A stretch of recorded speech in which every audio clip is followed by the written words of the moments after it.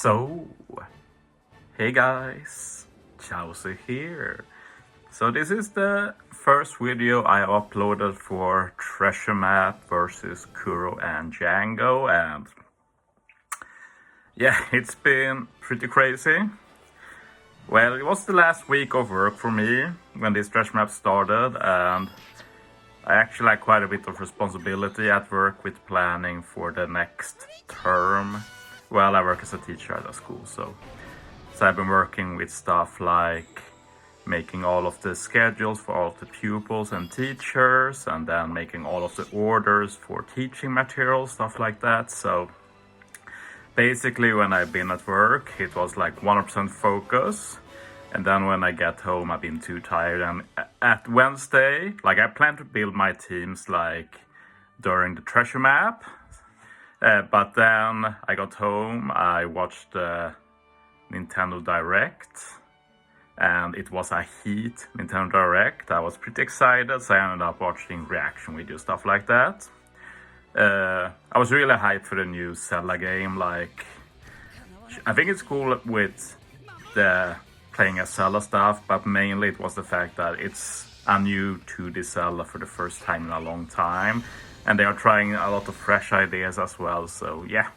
Super excited. I'm also a big Ace Attorney fan, so I'm super happy about Ace Attorney Investigations happening. Like, I can give a fun memory with Ace Attorney Investigations 2, since it's the first time it's released in English, well, outside of Japan basically. But I played that game on JP release.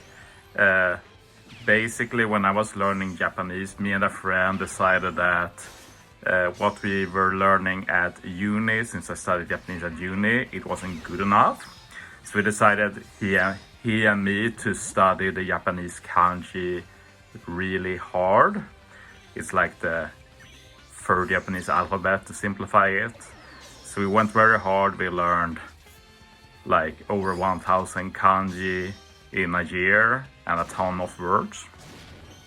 And up until that point, I couldn't read in Japanese, safe to say. But I was like, okay, I'm going to just try hard, and then when June is out, I'm going to play Ace Attorney Investigations 2. And it's one of the weirdest experiences in my life, because you have to remember that before playing that game, I never read anything Japanese except for like small bits and pieces, and suddenly I was basically fluent just from practicing kanji and words for a year, and I could just read everything in the game. I had no issues at all, and that was such a cool experience. Moving back to Treasure Map though, the boss teams I built myself. Hard to not do that. As for the mini bosses, I have not built them. I copied them from a fellow TRA member. I'm pretty sure it was Envenom, I think his name is. Very good team builder. I will double check that it was him after this recording, and if it wasn't him, I'll write it in the comments. But yeah, this is the first Treasure Map ever where I haven't built all the teams myself. Well, sometimes I build my own team, and then someone builds a better team that I like, and I'll grab it. But this time, I legit haven't even looked at the mini bosses. Like, I have a good idea what they do now, and like also from like when you join a team, you have a good guess of what mechanics that are required of you, so to say. So yeah, every team made by Envenom, pretty sure. So shout outs to him. That's also one of the reasons I didn't upload anything until now, because it's like I don't want any credits for these teams. Like, I feel bad like flaunting teams I haven't built myself. So yeah, that's basically it. But yeah, this Treasure Map should be an exception. I do still plan showcasing my stuff at the beginning of Treasure Map, and probably make a team building video beforehand. But yeah, just full focus at work. But now there is no more work. I'm taking summer holidays because we do have that as a teacher. I'm not starting work again until like August 8th, so that's going to be really cool. Just chill. And I'm going to try and return to at least one video per day now. That was always my plan, but yeah, life happened basically. Sometimes 2 videos, but I've already started making some videos. I have like, after I've recorded this video, I have 4 Grand Voyage videos to record where I've been trying out new units and stuff. So yeah, look forward to that coming days. Also, as with the upcoming Kizuna, I won't be pulling. Maybe I'd pull if we had like a guaranteed rare recruit step early, because I think the new rare recruits are incredibly good. I really like them. Sharper, not too bad. I'll probably make a video talking about him eventually. But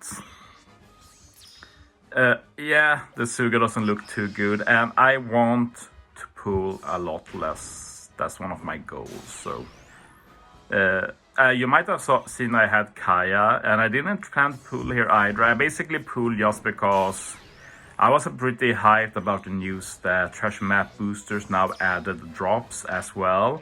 Pretty typical now when I don't plan to pull a lot in Treasure Maps.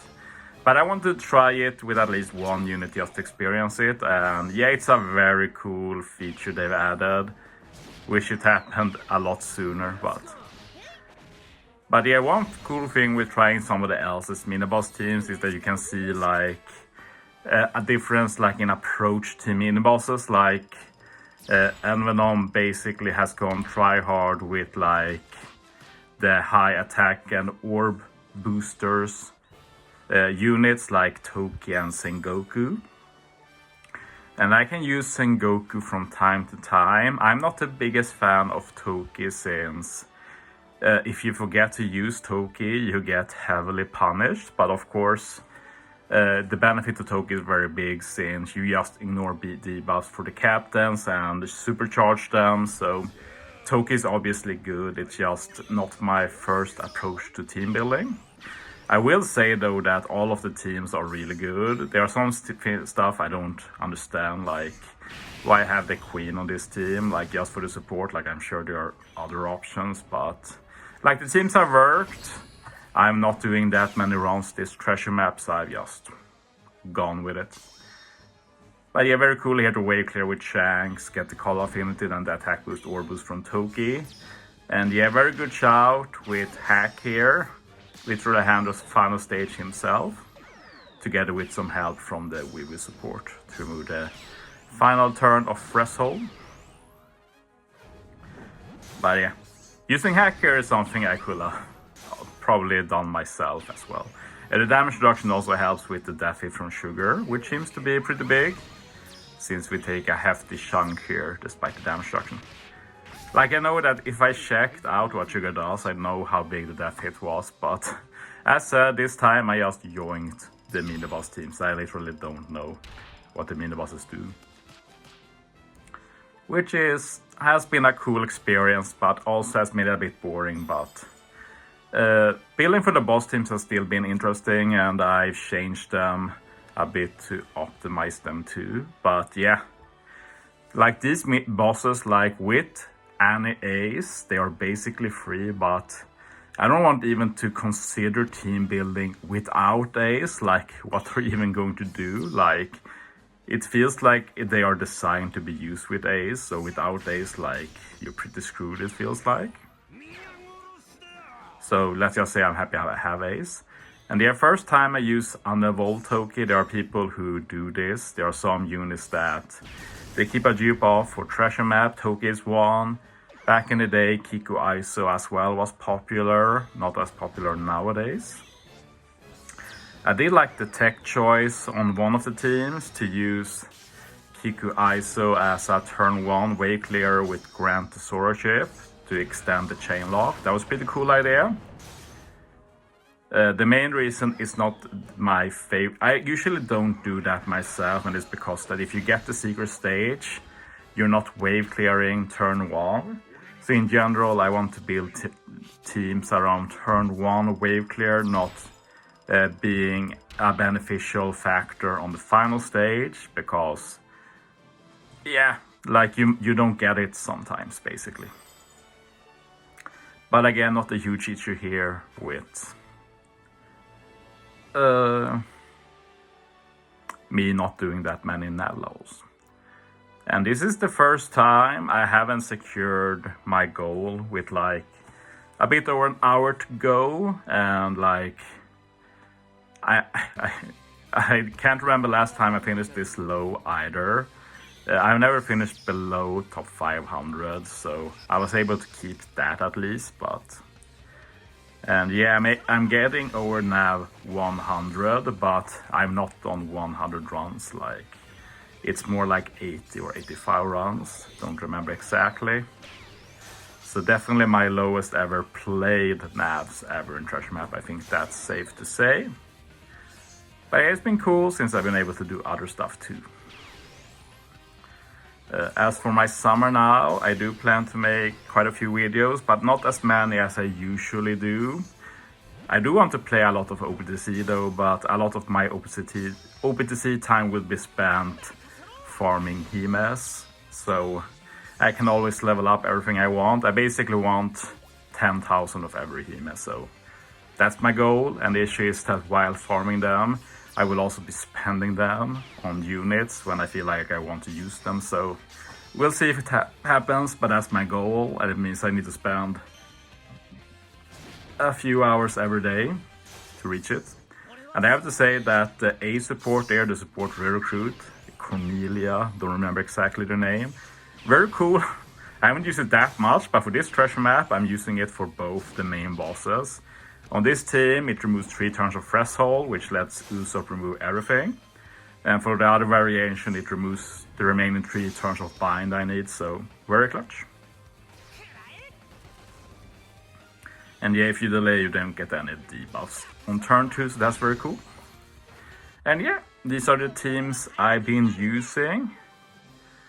Main boss team a little bit lower value, but yeah, there's a lot of stuff you need that are very specific, like that Yamato for example. Like you can't do anything up with slot bind without Yamato. Luffy was good for Ace's EX, stuff like that. But yeah, I'm going to be stopping here unless people rank up very fast, then I'll defend my top 500. But yeah, that's it for this video. Look forward to some Grand Voyage videos next week. So yeah, thanks for watching guys. See you next time.